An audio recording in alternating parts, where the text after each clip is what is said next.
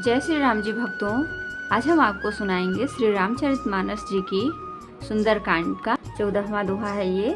और चौपाइयों को पढ़ेंगे और इसका अर्थ भी पढ़ेंगे। तो इस तरह से है। रघुपति कर संदेश अब सुनु जननी धरि धीर, अस कही कपि गद गद भयो भरे विलोचन नीर।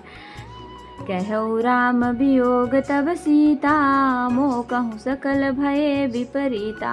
नव तरु किसलय मनहु क्रसानु, काल निशा सम निशि शशि भानु। कुबलय विपिन कुंत बन सरिसा, बारिद तपत तेल जनु बरिसा।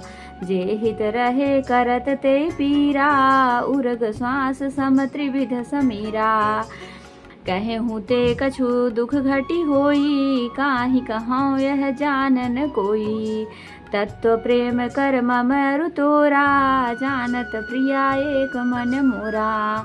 सो मनु सदा रहत तुहि पाही, जानु प्रीति रस यतने माही। प्रभु संदेश सुनत भय देहि, मगन प्रेम तन सुधि नहीं तेहि।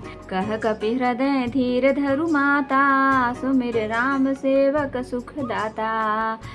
उरे आनहु रघुपति प्रभुताई, सुनि मम बचन तजहु कदराई। फिर यहाँ पे दोहा है। निश्चर निकर पतंग सम, रघुपति बान कृशान। जननी हृदय धीर धरु, जरे निशाचर जान। अब इसका अर्थ पढ़ेंगे। हे माता, अब धीरज धरकर श्री रघुनाथ जी का संदेश सुनिए। ऐसा कहकर हनुमान जी प्रेम से गदगद हो गए। उनके नेत्रों में प्रेम आंसुओं का जल भर आया।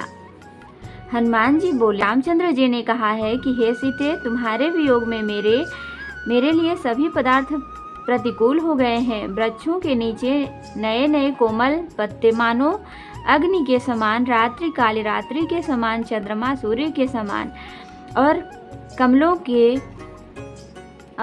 के भालों के वन के समान हो गए हैं। मेघ मानो खौलता हुआ तेल बरसाते हैं।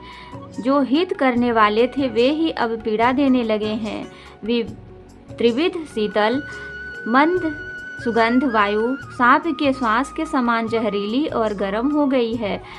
मन का दुख कह डालने से भी कुछ घट जाता है, पर कहूँ किससे, यह दुख कोई जानता नहीं। हे प्रिय, मेरे और तेरे प्रेम का तत्व रहस्य एक मेरा मन ही जानता है, और वह मन सदा तेरे ही पास रहता है। बस मेरे प्रेम का सार इतने में ही समझ ले।